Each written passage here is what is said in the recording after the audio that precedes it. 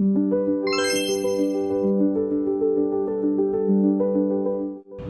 everyone, welcome to today's video. I'm the host XIAOYAN. Today we are going to talk about an important topic that affected millions of people around the world, the human papilloma virus, HPV. Do you know that HPV is the most common sexually transmitted infections, but many people know little about it. So in this video, we will explore what HPV is, how it matters for global health, and what we can do to work together to combat this issue. We will hear from experts, doctors, or even students just like you. Okay, let's get started. Okay, we will hear from some citizens. We interview them and they will give me their viewpoint. Have you ever heard HPV before? If yes, what do you think of it? No, I haven't had an HPV before. Oh no. 没有接触过。 Actually, I'm not really familiar. I don't have a lot of information about this disease, but I have like simple information about it. I guess it's related more to the sexual things like that, and its effect some private parts in the body, correct? And it can have a negative effect, but also it can be relieved by using maybe some medicine, and sometimes I guess it can be relieved alone. I guess that this is what I heard about it. It's not that much dangerous. Maybe in certain level it's really dangerous, and in certain level not that much dangerous. But I'm not sure. This is what I know about this disease. To be honest, actually this is my first time hearing that. So I don't know much about that. Okay, so where do you get the healthy information? Usually on Google. I research, I type in and check. How about the social media? Will you use like the TikTok or Instagram or something like this to get the information? Yeah, maybe once I start searching on Google, it'll automatically take me through to all of the other social media channels. So it'll probably be Instagram or TikTok, just depending on which topic I'm searching. Internet, ChatGPT, ChatGPT. Google. I don't search HPV. Sometimes I search how to be healthy. I don't. Okay, usually I refer to someone who has more expertise on this. I have a friend who is actually in a medical field, so I very much refer to her. Not anything on social media or something like that. Usually, actually, from people who experience this kind of disease, they always like share. Some people they feel shy actually to share these things, and some people they share this information in terms of increase the awareness. And also from social media, you know, also from Google, if you want to search about any disease, so you can also find it on the internet. But usually for me, from people who experience this disease, actually maybe that's why I don't have a lot of information, because not many people share their experience about this kind of disease. Do you think the school or universities they provide enough information or knowledge about this kind of topic and sexual health? Okay, I understand. In my opinion, I don't think that our education system right now is giving too much information on this particular topic. Even maybe there's some on the surface only, not if they dive too deep into the topic. Like for me, this is my first time knowing about this issue, so I can say that our school and the universities are not into giving you too much information on this topic. Yeah. That's all right. Okay, so may I know your nationality? I'm from here, Malaysia. From Malaysia. You are local Malaysia. Yeah. Yes.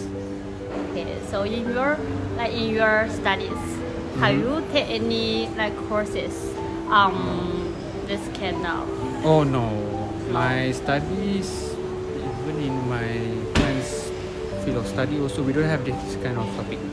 Actually, if the university increase the awareness among the students, you mean that, correct? Yeah. So I don't know actually, because based on my experience, nobody from the university introduced this kind of disease to us, or increase our awareness about this kind of disease. But I guess, yeah, maybe there is some programs they conducted in the universities for increase the awareness, because actually I guess they have to adopt that, and they have to actually increase this awareness, because this kind of disease, I guess it's a breed more among the young generations. Yeah, so they have to be aware about it. So do you think young generation, they understand this topic like HPV? I'm pretty sure they do, because they have access to a lot of information online. So yeah, I'm hoping that they can read up more about it, more than what it used to be previously.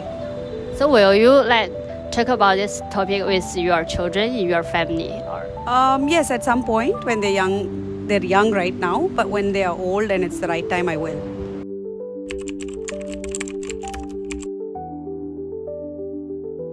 Joining us today are two experts in this field, Dr. Zhang, a public health expert, and Dr. JINYANG, a medical professional.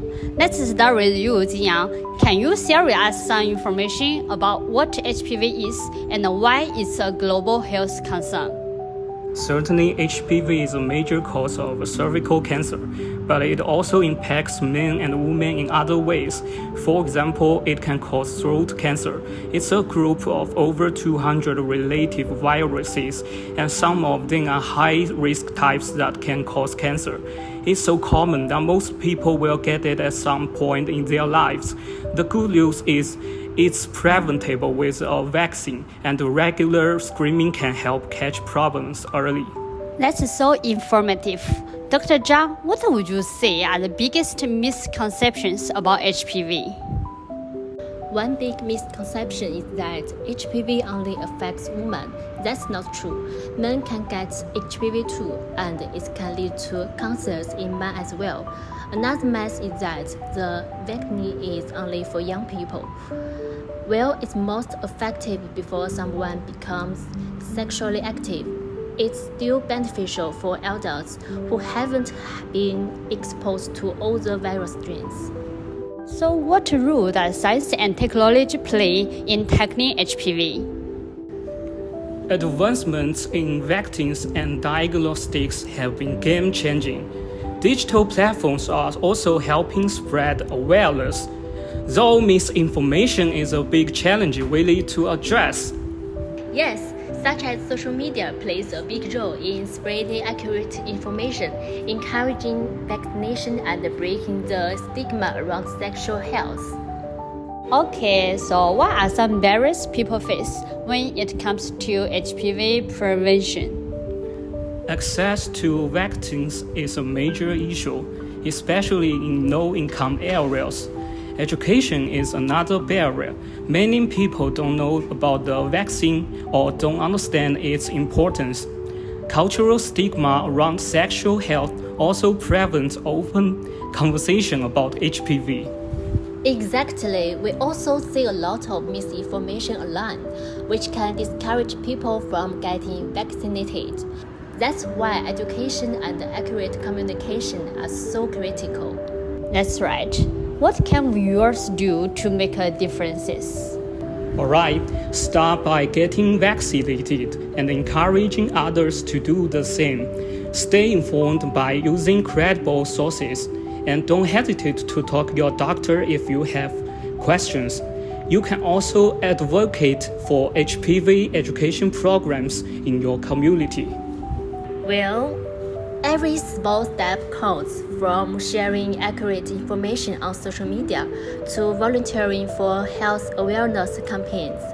Together, we can significantly reduce the impact of HPV.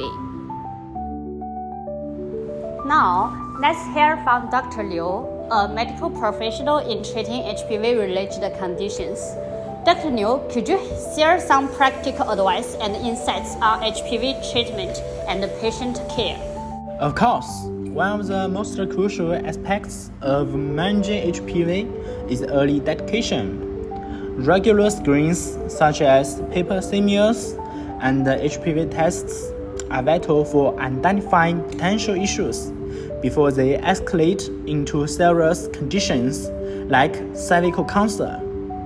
In my practice, I have seen how earlier intervention can save lives. For those diagnosed with HPV, patient care focuses on education and reassurance. Many HPV infections resolve on their own, but for persistent cases, treatment options include managing symptoms like warts or addressing precancerous changes through minor procedures. It's also essential to discuss prevention with patients. The HPV vaccine is highly effective and safe, reducing the risk of HPV-related diseases significantly. Open communication about sexual health and regular checkups empower patients to take control of their health and well-being. Okay, thank you for your sharing. To sum it up today, HPV is preventable and each of us has a role to play in reducing its impact. Get vaccinated, educate yourself, and start conversations about sexual health. It's time to break the stigma.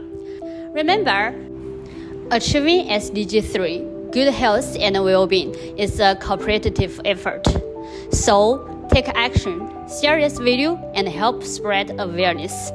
Together, we can create a healthier future. Thanks for your watching, and we will see you next time.